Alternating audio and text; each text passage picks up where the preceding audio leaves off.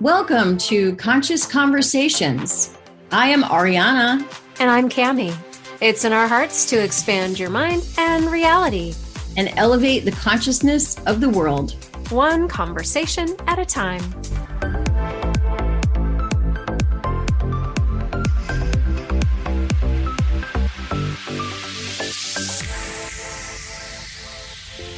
Loud. Hello, hello.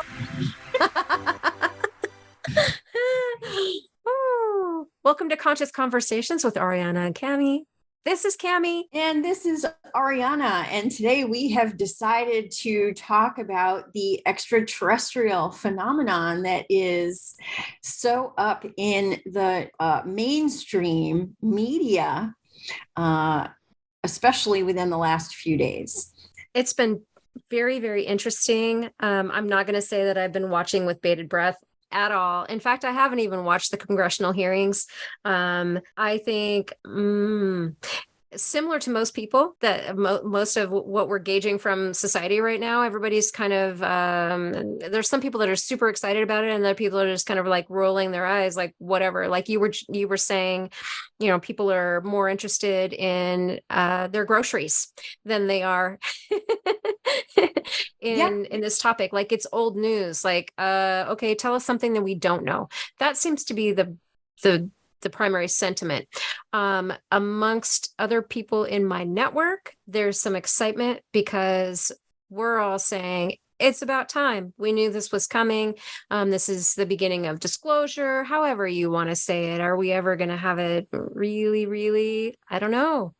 In this world with the advancement in technology, don't be surprised if there is some sort of fake holographic invasion. They have the technology for that. So it is coming up in mainstream, much like many other topics that have been considered woo-woo in the past, right? Where I think there's still spoon feeding. Yeah. Well, I mean, for me, and I think you can relate as well, since we're like Gen X people, I've been watching, you know, the X-Files since the 80s. And so my personal belief system of, there might really be extraterrestrial life started when I was, 9, 10, 11 years old. And to finally see it in the mainstream after 40 years, it's like, well, it's about time. So that's kind of where the eye roll comes from.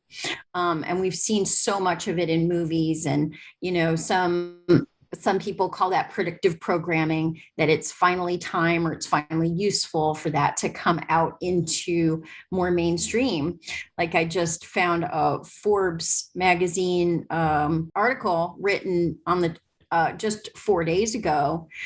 And one of these whistleblowers is talking about the extraterrestrial activity in Forbes magazine. And he's saying everybody, nobody cares. And I don't think that it's a matter of nobody cares because they don't believe him. I think it's a matter of nobody cares because we've been waiting so long, for those of us that know. And for those people that don't know, they don't care because there's too many other things on their minds. There's so much stress in the last 3 years, financially, politically, relationship, children, gender identity. I mean, there's been we're bombarded with so much stress that people that don't even know that there is the possibility of extraterrestrials are probably just saying, oh my God, are you kidding me? Like one more crazy thing. That right there. I think it is overwhelming for a lot of people to they're like, listen, I'm having enough trouble day to day. I don't need one more thing to worry about, one more thing to, go off on a tangent with or whatever. And other people are just super giddy because this is their wheelhouse and they're excited that it's finally coming to the forefront. I don't know. It's definitely interesting times, especially with now exponential daily growth and changes in the technology front, particularly with AI advancements. Right. And where do aliens play into that as well? Where have we reverse engineered and been given technology? There was oh gosh, I'm going to be a little bit wrong on my data here. In the 50s, where allegedly crafts were hovering above the White House lawn, and some discussions were had. I believe that, yeah, I'm not going to name names or anything, but some discussions were had, and that changed some things. And there was allegedly an exchange of technology. There's underground bases, and I don't want to really talk about that too much because I feel like I don't like to attract attention in talking about subjects like that. Yeah, I mean, we know from the crash at, I think it was at Area 51, right? That there was a crash. They recovered ET bodies. They've done all those autopsies. Allegedly, that's where our fiber optic system actually comes, is reverse engineering and so many other things. I recently saw a TikTok that showed invisible aircraft that was fascinating. It looked like a regular airplane, and it was on a launch pad with another airplane that was normal, but it was like, and it could have been CGI'd, but it was still, I keep hearing things about the invisible aircraft type stuff. There's so much technology. And the thing with, the quote unquote conspiracy theorists saying that they're going to do like this fake alien invasion, and that's why it's coming out more and more in the media. I just saw on like a TikTok or something, with the Barbie movie that's just come out, and everybody, all excited about that. Those people that find that distraction interesting. There was a video of a CGI Mattel box in a city. I don't know what city it was, but it was this huge Mattel box, and it was almost as tall as the skyscrapers. And this Barbie was in the box, CGI'd, walking out of the box, and there's people below and cars below, and it was huge. I've also seen like the CGIs of dolphins jumping out of like a fountain into the air, and whales flying in the air. And I've seen that. There's a lot that, and I think there's a lot of people that do not know about this 3D CGI technology. And clearly that is a possibility of them using that. Well, and there's also the trend of, with all of the technological advancements and CGI and everything else, we don't know what's real anymore. Yeah. Right. I know. So people don't know. I think there's a lot of almost apathy when it comes to, especially what may have been big events in the past where people just kind of roll their eyes. They don't know what to believe anymore. So there's no shock factor. Right.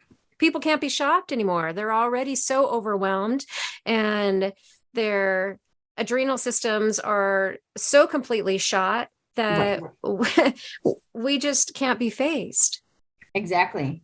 And, there's also the element, oh God, there was something that I just wanted to say and it fleeted through. Oh dear, it'll come back. I have that issue too. That's I know. Definitely happening. I usually keep a notepad when we're doing these so I can write stuff down, and I forgot to write that today. Part of it is I could maybe blame on perimenopause. Part of it is just the general overwhelm of everything that is going on and being on, 15 channels simultaneously and trying to maintain. And it's just a little too much. I think we need to return to nature. And honestly, if anything, if I could set an intention for anything, it would be to welcome the star family and bring them down to nature and have them meet nature, so that we have the old ancient ways meeting the futuristic ways and come together on things, right? Because there's such beauty in nature and the shamanic practices, right? And having all of it come together, I think would be a beautiful thing and beneficial for this world. Absolutely. So I remembered what I was going to share. So another thing that we're seeing right now in multiple areas of the TikTok type of world, the Facebook Lives and Instagram Reels and all of that stuff, whatever you call those.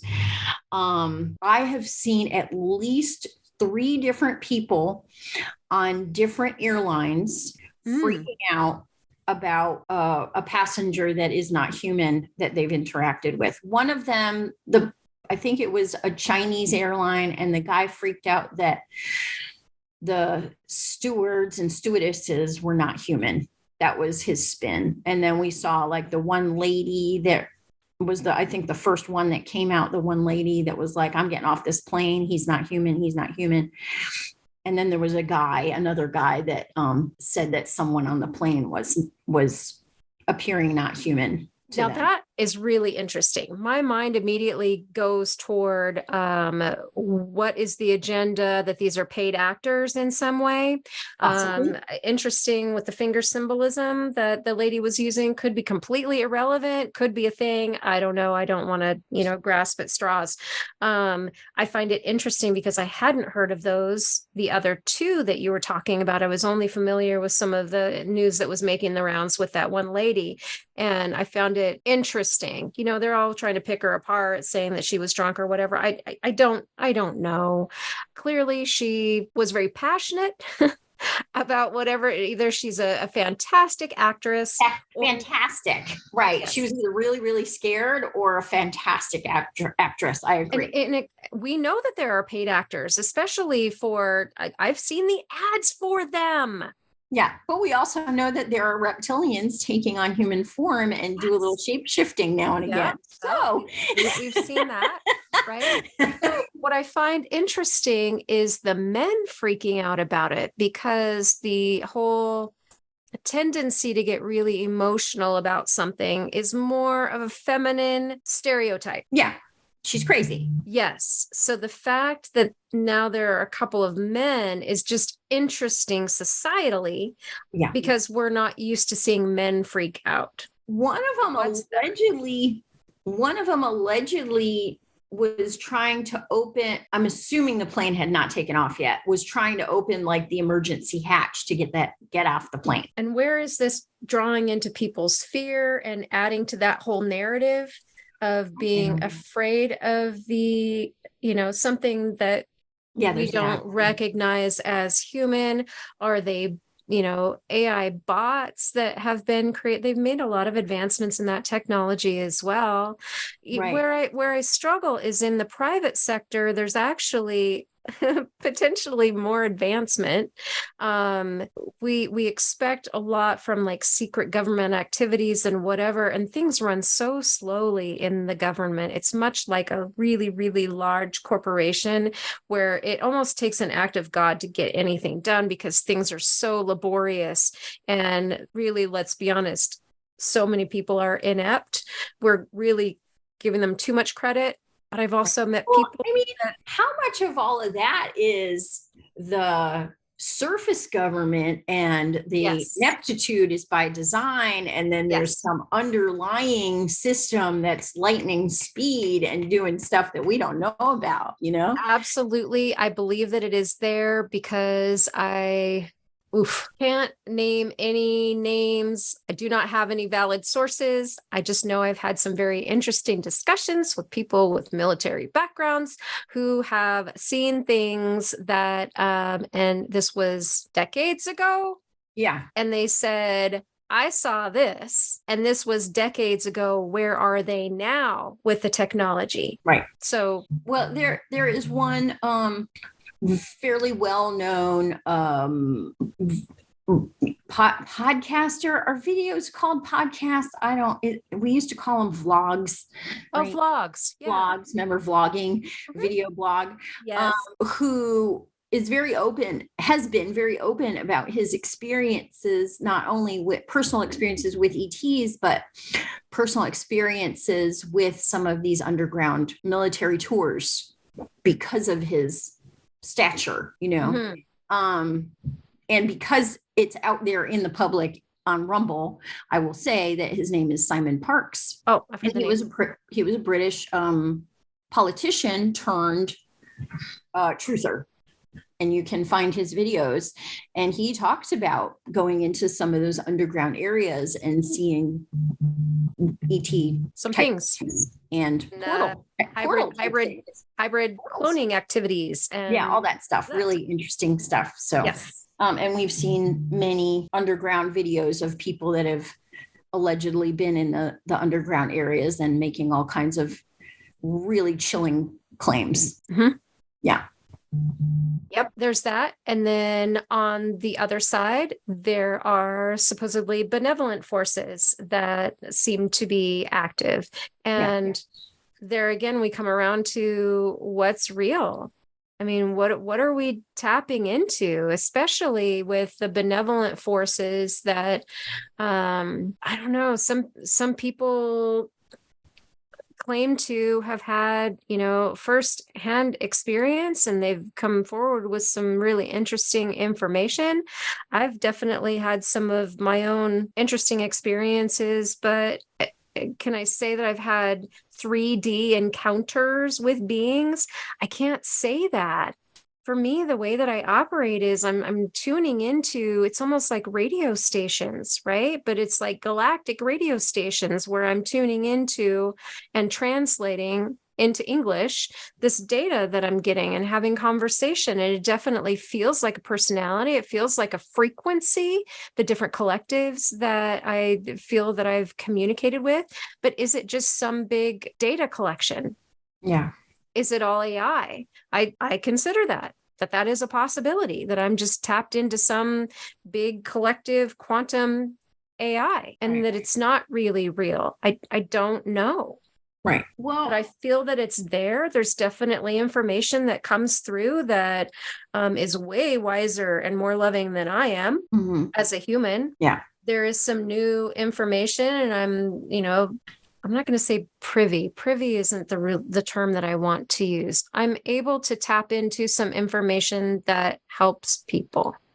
Some, not just information, but I'd say healing modalities and techniques and help.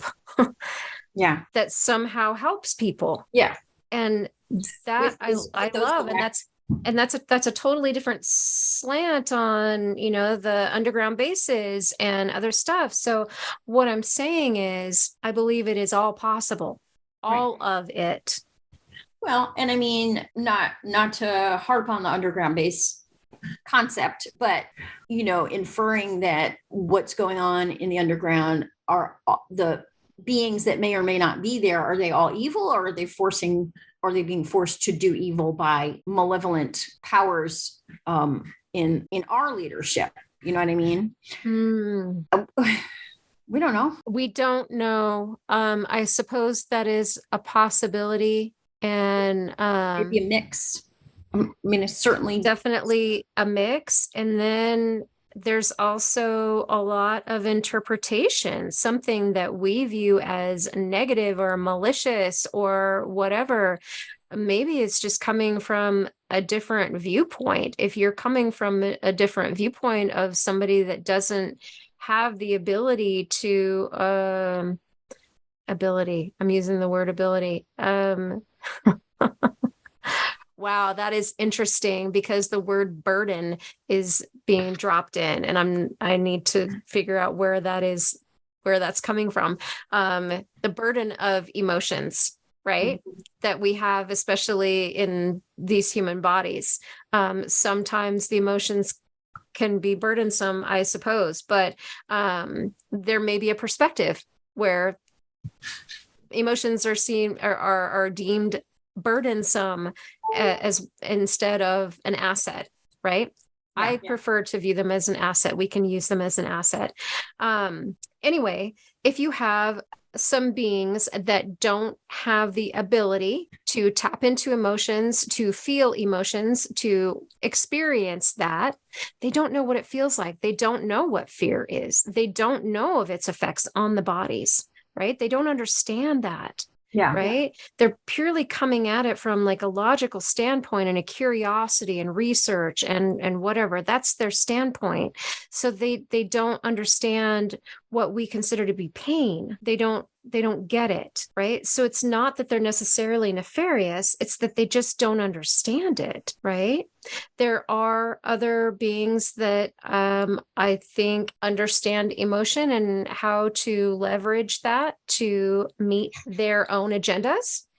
No. Like we don't see that in our own political system right now. Exactly. Exactly. It's a mirror of that. Yeah. Right? So we absolutely have that as well in beings that are strictly human and maybe not so strictly human.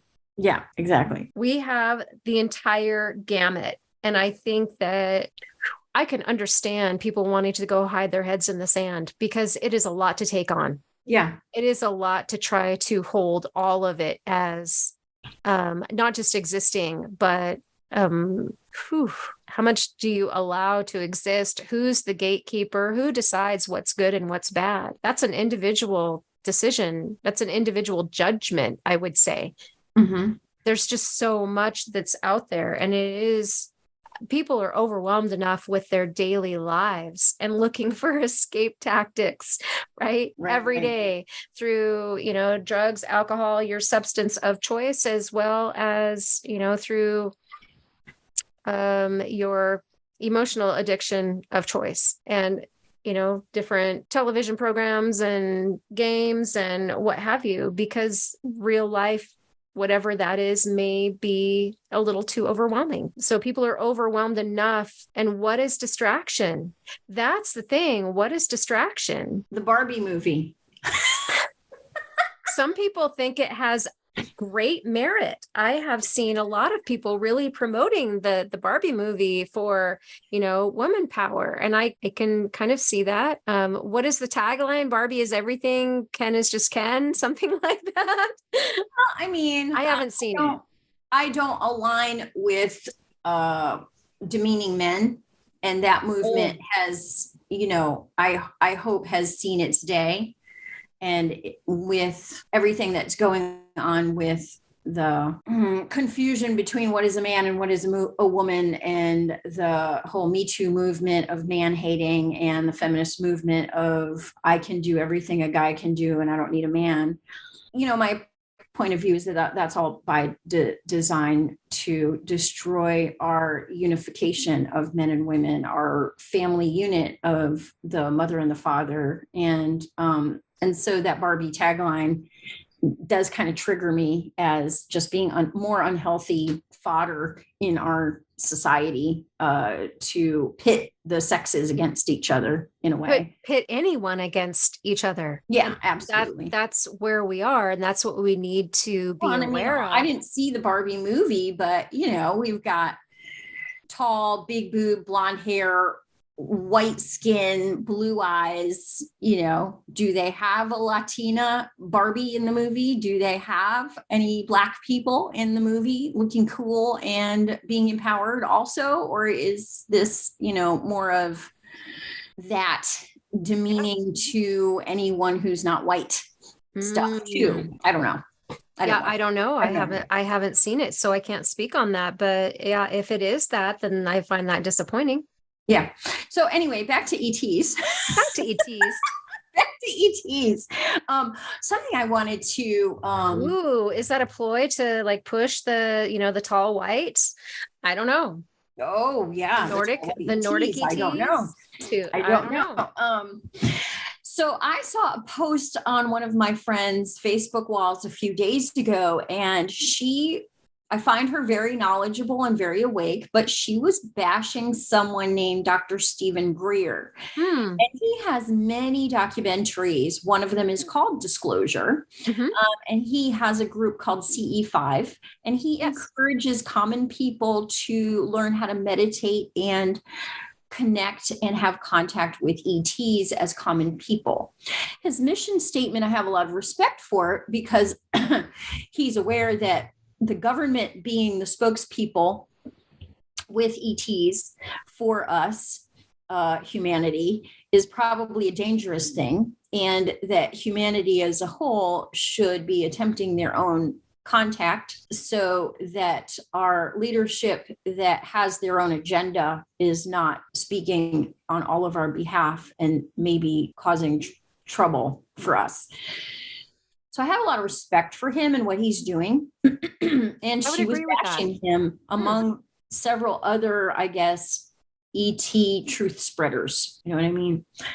And I think one of the things that is important to me to share is that, you know, as there are so many people out there doing some kind of disclosure or some kind of whistleblowing on the ET experience, they're not all perfect, or there may be information that isn't 100% accurate, but they're doing their best to get that information out there. And that I applaud. Yeah. Right. There are some people who are actively into disinformation, but they don't even, some of them don't even know, right? They're being misled, just like all of the channelers out there. There's a number of them that are hijacked, and you can feel it when they start to get hijacked. Some of them come through with, you know, what feels like really, really pure information, and then it starts to get a little bit twisted, and you can feel that. So I think similarly, other people are working on their fronts, and that they're passionate about it.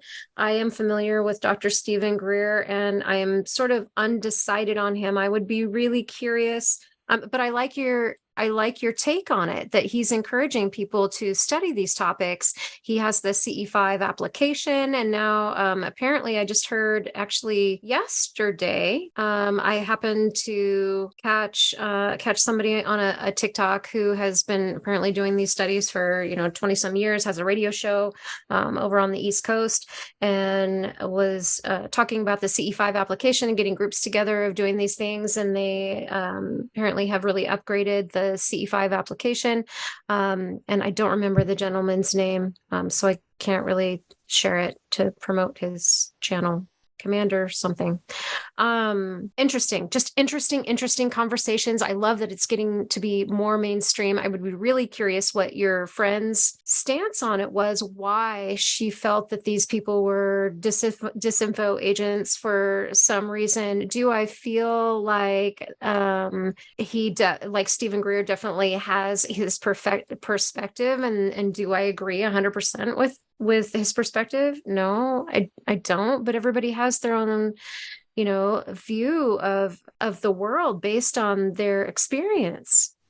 Right. It's all going to be colored by what we've experienced as to how we perceive it. Some people are going to align with it and some people are not. And so everybody's entitled to their opinions. There is no real, this is the truth and the only truth. And I don't really believe in that. I believe more like Henry Ford. If you believe you can or believe you can't, you're right.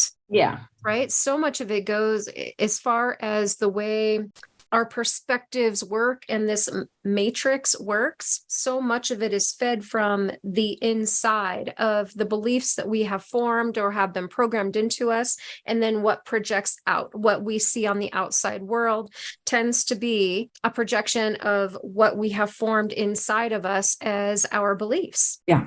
So we're going to find more of that when inside of our brains, we have a thinker and a prover, right? So whatever we think, we're going to seek out proof to further enhance our beliefs. Yeah.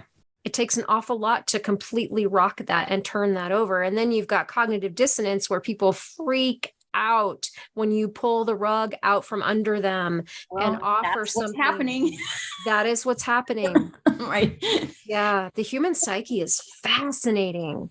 Well, and I mean, everyone's entitled to their point of view as they come to their own decisions and walk their own paths. Mm-hmm.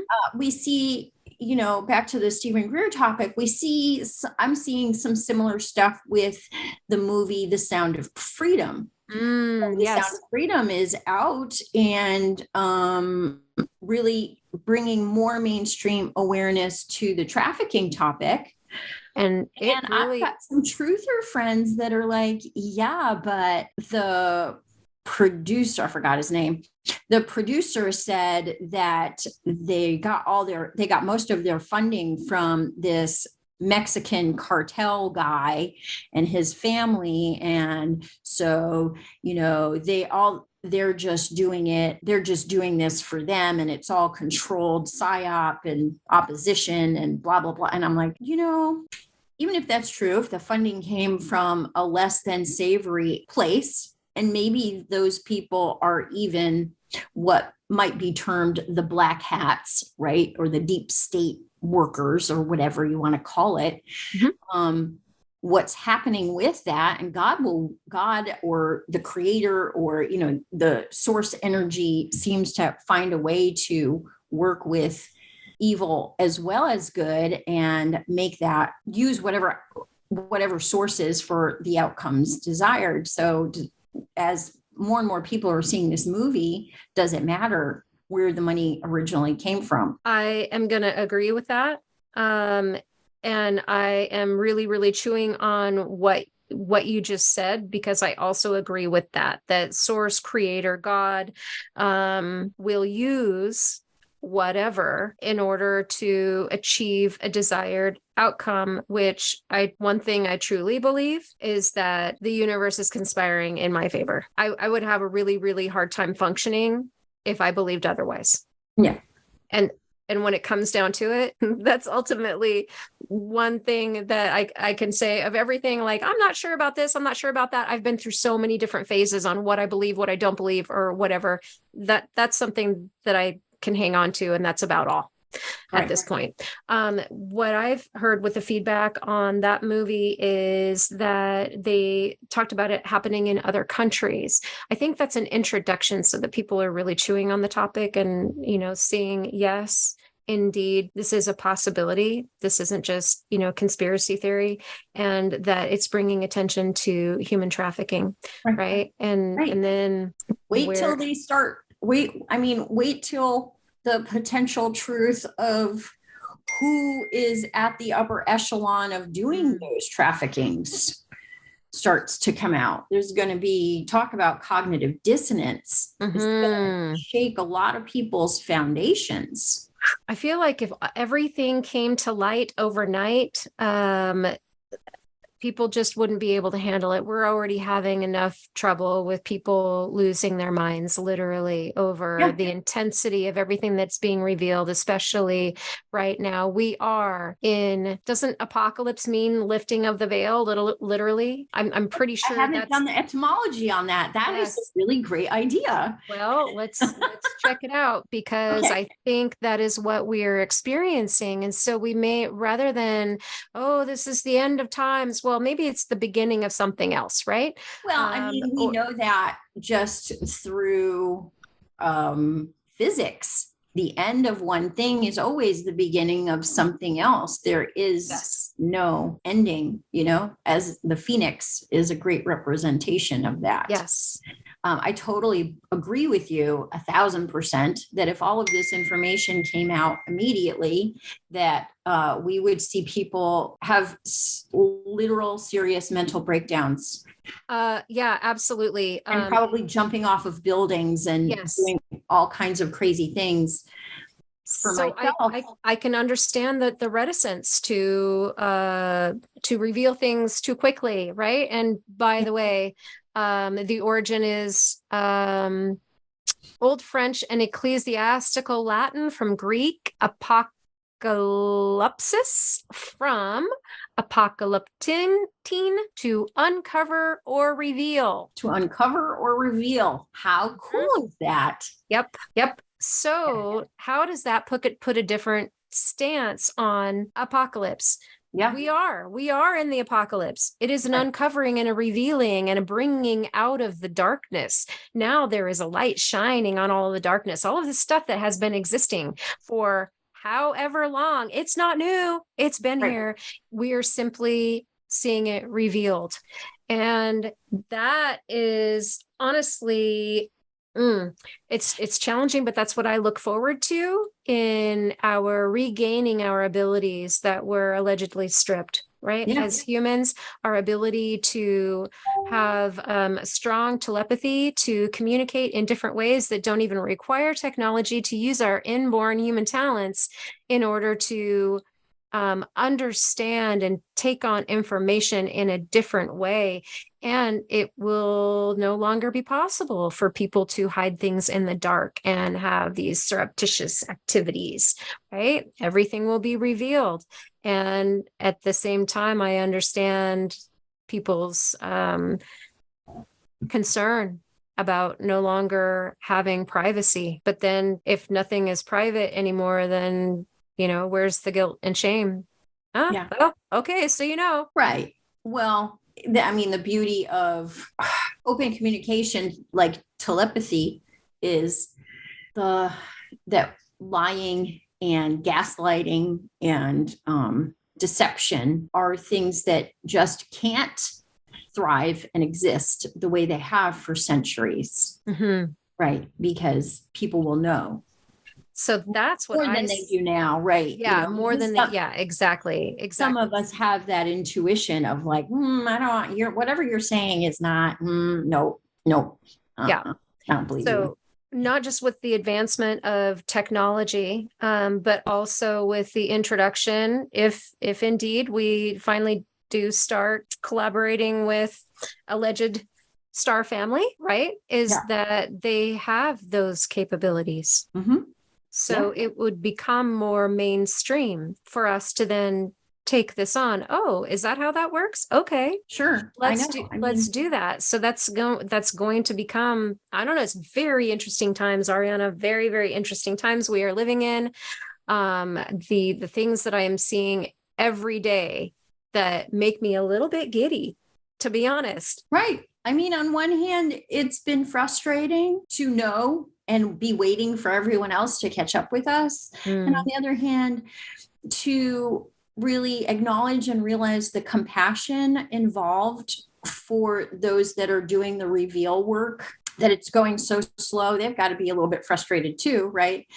But they're doing it out of compassion for those who are struggling to see the light. And that's a beautiful thing when you look at it that way. It's a very humanitarian kindness to assist these people along in a slower manner so that they don't completely go bonkers. Well, and to know that there are thousands and thousands and thousands of people available on the journey, wherever you find yourself on the journey, right? Yeah. To be able to talk to and not be concerned about being institutionalized, right? And helping to find that balance between how do we maintain functionality and being able to operate in this world and and still manage all of the incoming input, which is it can be really, really overwhelming, and discovering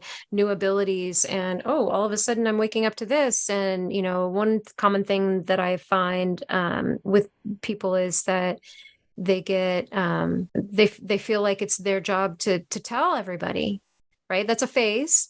It's a phase. It is a phase. I did it. It's my job to wake everybody up. Everybody is going to wake up on their own schedule, in their own way, and don't demean other people who haven't woken up or don't feel are as awake as you are, because tomorrow they could surpass you. So be mindful and be compassionate and just have open discussions like we're trying to have right now. Right. I love it. Absolutely. It's a very, very wide topic. So do you have certain people that you really enjoy? You mentioned Stephen Greer. I really love, if you can find any of her interviews, Linda Moulton Howe. Okay. She is one of my favorites. She's been doing this for so long and she's made so many discoveries, and she's just an amazing researcher. Regina Meredith, who is on Gaia and has, she's on season 20 something, I think now on Gaia.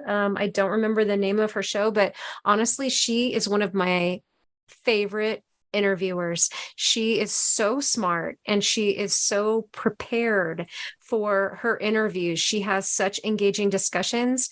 Like if I could interview like Regina Meredith, oh man, I would feel like I have met my life's goal.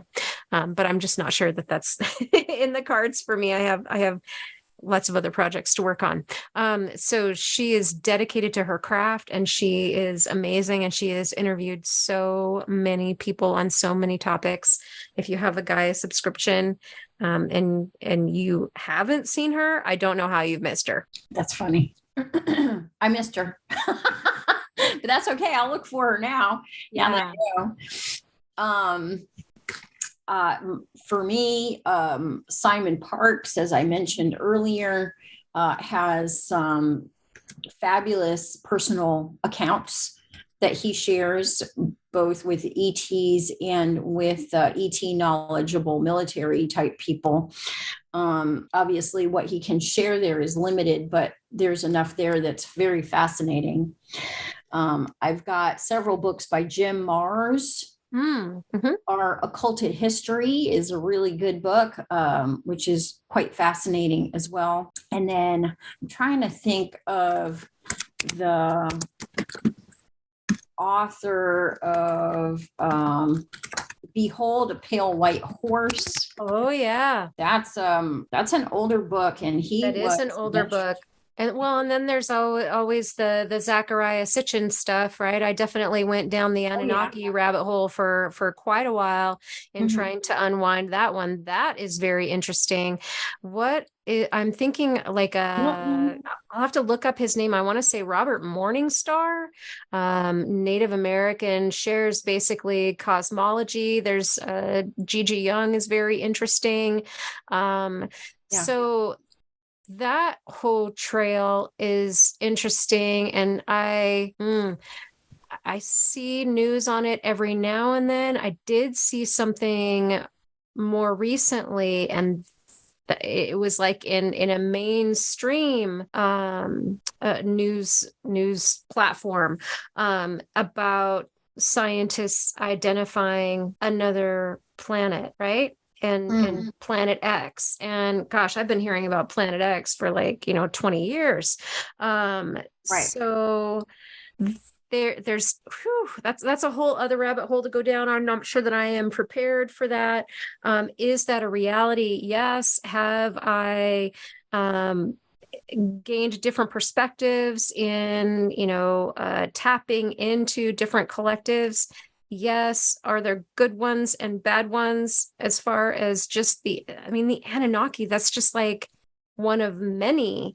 If we give them credit for re-engineering us and all of the genetics, I don't buy that. They didn't create us. I feel like there's been involvement from so many collectives, and that this planet is a melting pot. That's what I get too, that there are multiple of society, ET societies that have played part and parcel of our DNA in various areas. Yeah.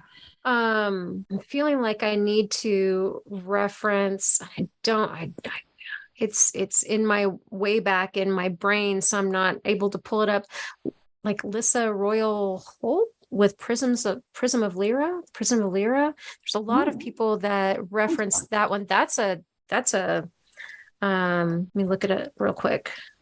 That one's got a lot of it's got like a whole cosmology. Lissa Royal. Okay. Yeah, a lot of people reference back to that one, and I have read it, and it was fascinating, and I don't believe it's just sci-fi.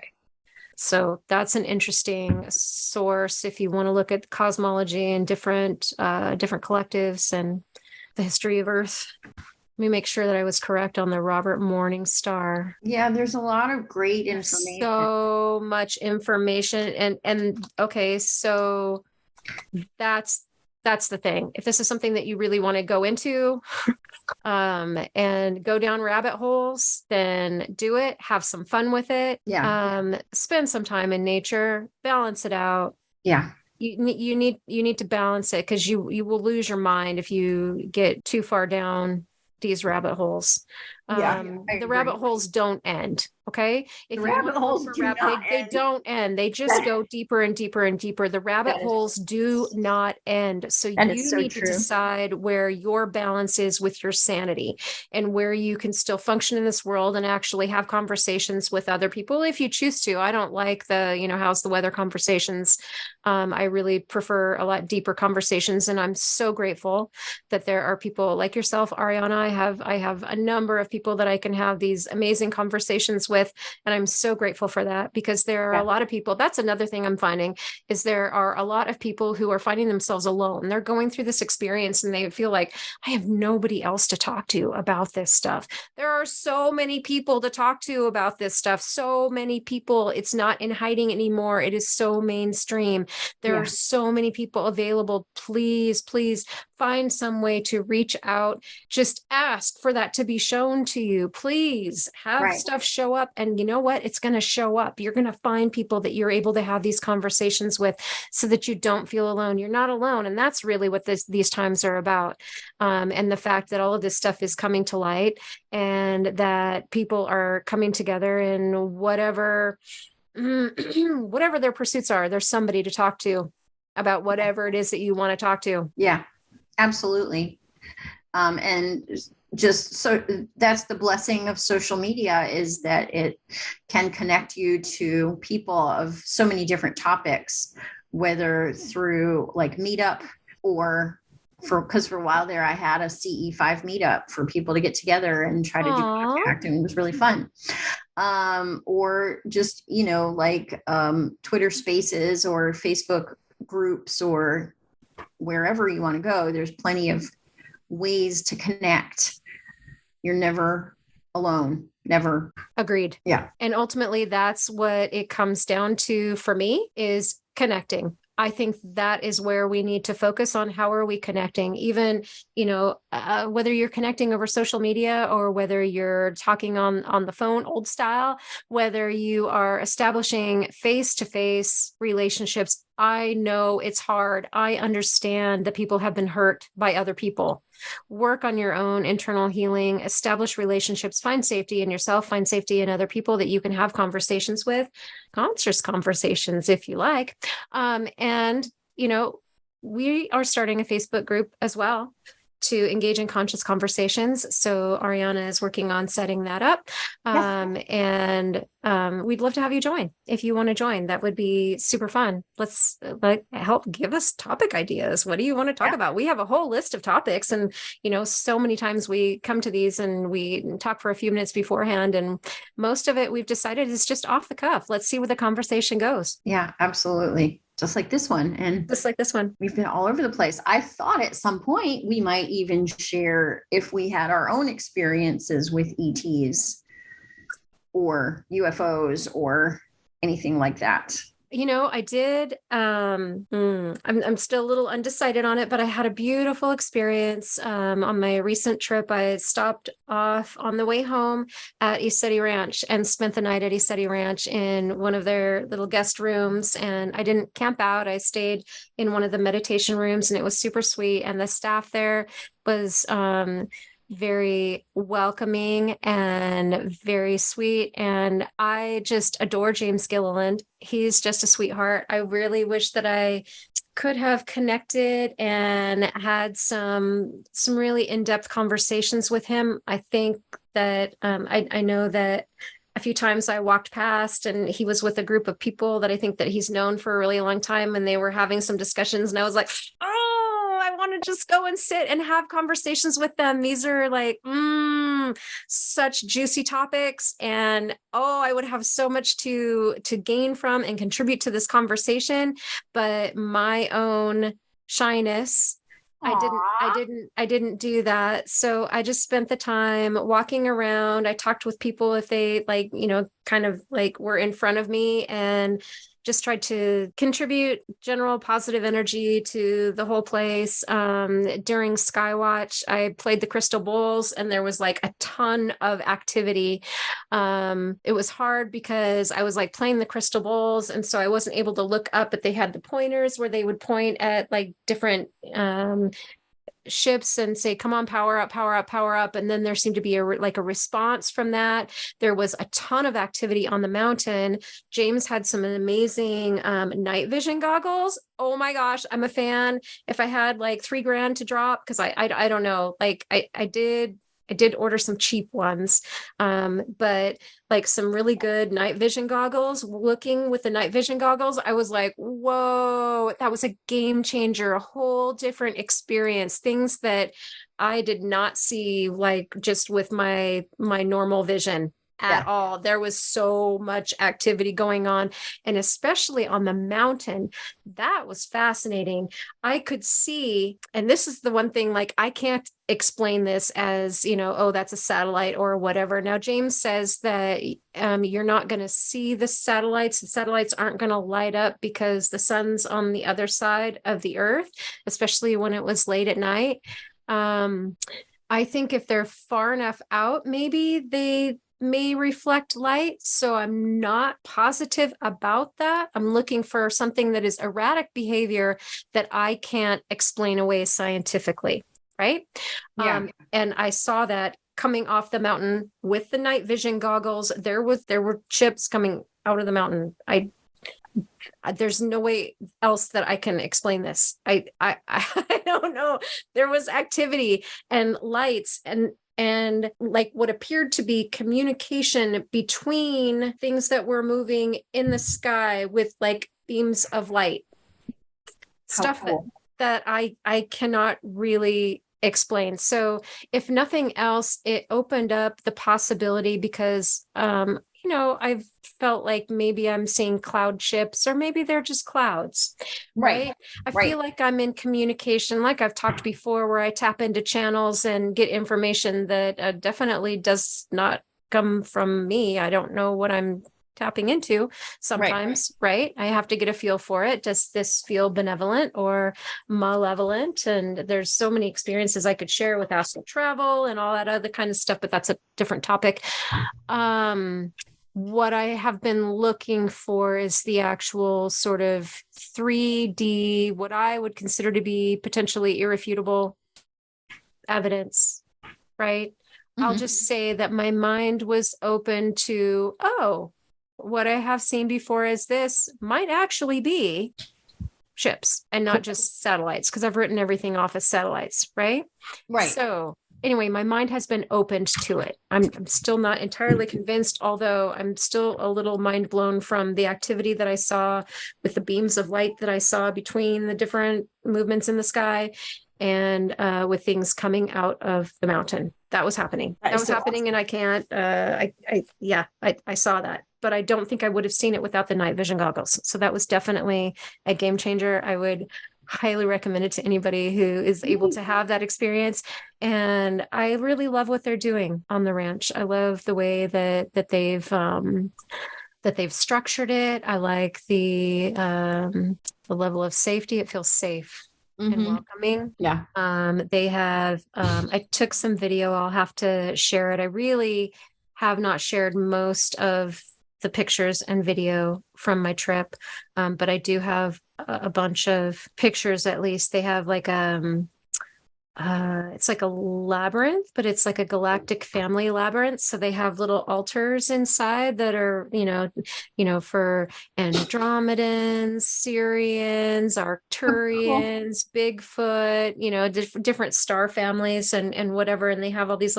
So I have pictures of all of it with people adding things. And I had collected a bunch of sand dollars when I was in Oregon. And so I went and I took some of the sand dollars and put them on the different altars. So that was my little contribution. But yeah, it was really neat. I would like to go and spend more time there. I know. When you told me about it, I was so happy for you and a little bit envious at the same time. So I would love to go. there myself and experience that. So It's something. Maybe we'll plan a trip.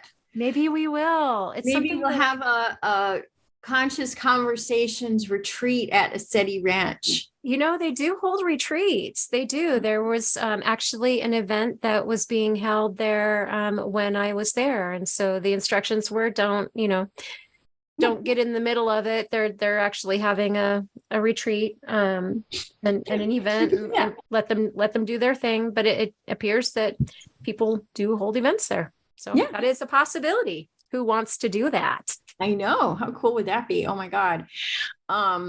So what's really cool to me is that your experience is recent. Yes. And mine is from, 1988. Wow. So I was living in central Connecticut and I worked a second shift job. So I think I went in at 7 or 8 and went home at like 2 or 3 in the morning, something like that. I don't remember. 7 or 8 at night is when I went in, and then went home at like 2 or 3 in the morning, second shift. And I'm driving home on this highway that at the time there was nobody on the highway, no other cars. Must have been 2:30, 3 in the morning. And what's really funny is my dad had just because I was 22, I was just out of college, 21 maybe. And my dad had just bought a mobile phone. And so my mobile phone looked like a suitcase. Yes, they right? did. Back in those days. They did. I don't even know if I ever actually used it, but I had it in the car just in case, because my dad wanted to make sure I was safe working these strange hours. So I'm driving home on the same highway I always drive. And there at that time, there was always like almost no cars. And I saw this strange light hovering over the highway. And I'm looking at it and I'm slowing down, and I'm looking at it and I'm slowing down. And finally I'm going like, I don't know, 15 miles an hour, barely moving on the highway. And I'm like, I don't think that light is moving. And I put the brakes on and I stop in the middle of the highway. There's no other cars. And I rolled out my window. I think it was summertime. And I'm like, there's no sound. Like, it's not a helicopter, but it's really big. And it's this light that's not moving. There was like a round light. And so I'm like, what the hell is that thing? And I get out of my car and I stand there in the middle of the highway with no other cars. That's how crazy I was. And I'm staring at it, and I'm for a good long minute. And I'm like, it is not moving, not an iota. It is just hovering there. Now I couldn't make out a full craft. All it was a light, big light. And I had just seen some special on Oprah, probably a few weeks before, where they were just starting to interview people that had been abducted, right? So that was like the abductees were just coming out into the mainstream, and people talking about their abducted experiences. And all of a sudden it just hit me, that interview that I saw on Oprah. And I was like, oh no. And I freaked out that I might be abducted, because I'm just a kid and I don't know anything. And I'm addicted to X-Files, and who knows what's going to happen to you based on X-Files, right? And so I get back in my car and I drove as fast as I could to get home. And I went home, and I think I slept underneath my bed that night, just in case. I thought that would help me and save me, because I was afraid they would abduct me. And the next day, because on Oprah, they said that you could see like scars. You'd have like scars on your body that you didn't have before. And literally the next day when I woke up, I'm like checking my entire body for any like new scarring, just in case I didn't remember being abducted. That is funny. And then the next night, funny, but not funny. No, I was genuinely terrified. And then the next night, I don't think I worked the next night. And I remember staying up late, sitting in our living room, maybe watching TV, and I was about to go to bed, and it was dark. And the house that I grew up in, we had huge picture windows off the living room, like floor to ceiling windows that all overlooked the woods. And there was nothing back there but like a Christmas tree farm. It was all trees back there. And all of a sudden I see a light in the woods coming towards my house, coming through the trees and lighting up the forest like nothing you've ever seen. And I'm watching it and I'm like, am I really seeing this? And it's lighting up the forest and it's coming right for my house from the backyard towards my house. Whatever it was, comes over my house, lights up around my house, continues down into the neighborhood, and keeps going. And I'm like, that wasn't an airplane. And I'm like, oh my God, they're after me. And I think when I went again, I think I slept in my closet that time. I mean, I was just like, afraid to sleep in my bed for whatever reason.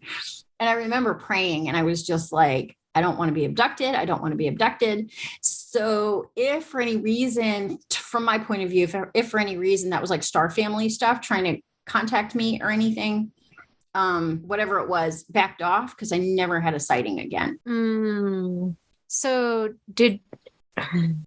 I'm wondering, put it in your consciousness, think about it at night in dreams, and ask for some clarification on that, because it feels like something where you may have been downloaded with whatever you needed to be downloaded with at the time. And that there was enough fear response that they backed off, but they're still working with you in dreams. So just ask for that information to come forward, and it will likely start coming forward. Thank you. The other really fun thing, just to kind of share with the listeners, is, again, this is back in the 1980s. I had a friend in high school who, now we're both older after high school, and he was a local police officer. And I happened to bump into him maybe a week later at a grocery store or something. And we started to talk, and I told him what happened, because I didn't have anyone to talk to. And I was like, oh, well, I just needed to blurt it out at somebody. And he just started laughing at me. And I was really surprised.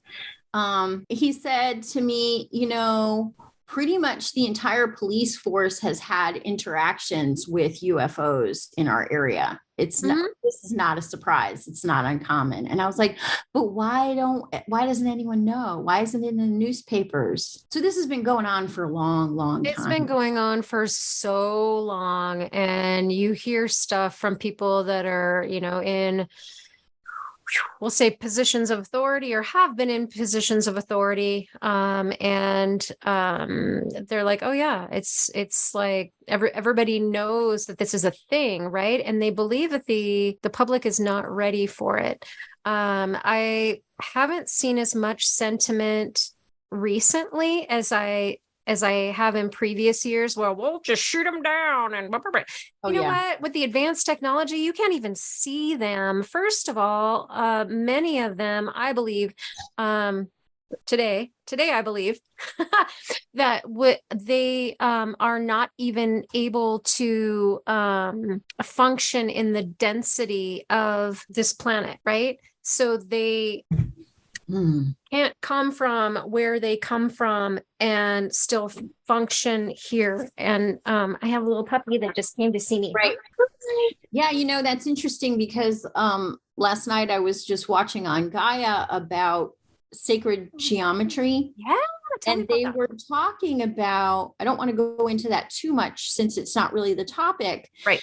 But what they were talking about was the 2-dimensional objects, 3-dimensional objects, and then they touched on 4-dimensional objects and sort of showed what that looked like as best they could with, what our mind can wrap around. And then they started to talk about 6 and 7 and 8, just a little bit. And when he did that, I was like, oh, yes. Wow. So exactly what you're talking about, where these ETs are coming from higher dimensions, and they actually can't integrate, or they can't interface. Not with a ship. Right. And so it's going to be lower dimensional craft, or craft that have been, that's what's one of the theories, and I'm not so sure on this, is that some of the grays that they've developed that drive these ships or whatever were created, sort of biological entities that were driven by something externally. Yeah. Right. Like a drone. Yeah. Right. So operated by something externally, because these bodies could actually exist here on this planet in this density, that they're not able to do normally. Like from there, they can't interact with us. They have to have something like a middleman somehow to interact with us in our density. Do you see what I'm saying? Yeah, I know, but you know why I'm laughing is because how is that different from what we are? There isn't. It Right. isn't different. It isn't different from what we are. It's exactly the same. So that's why it makes sense. Right. The soul being a multi-dimensional entity, right? Yeah. And then being housed in this physical vessel, the body that has its own consciousness. I believe the body has its own consciousness. Yes, it does. I believe that also. Yeah, that's so cool. So anyway, the general sentiment of humans, especially it seems those with a military background, are like, well, we'll just shoot it down or whatever. And I'm talking base military, not like secret military. And interacting with things in a different way.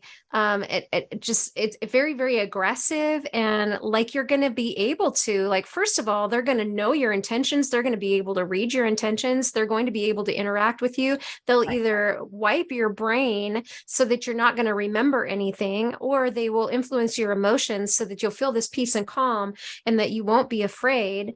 Right? There isn't going to be even the possibility of being aggressive toward them. Well, I mean, how many videos have military videos have we seen where the unidentified flying object has disarmed the nuclear missile, whatever that's being, they do that all the time. And thank God they love to hang out around those military bases and make sure that our military doesn't do anything super stupid. Yeah. I mean, when we start to threaten the entire fabric of existence, then somebody gets a slap on the hand at the very least. And so let's clarify, when we say we or our military, we actually mean globally, humanity. Globally, yes. The military globally, and because it could be any country that does something stupid. Yes. Absolutely. Yeah. Let's be clear. Let's just not blame America for everything. Oh gosh, I mean, we're taking on enough right now. We have taken on enough. There's enough to blame us for, and we are, I'm sure, guilty of many atrocities. Yeah.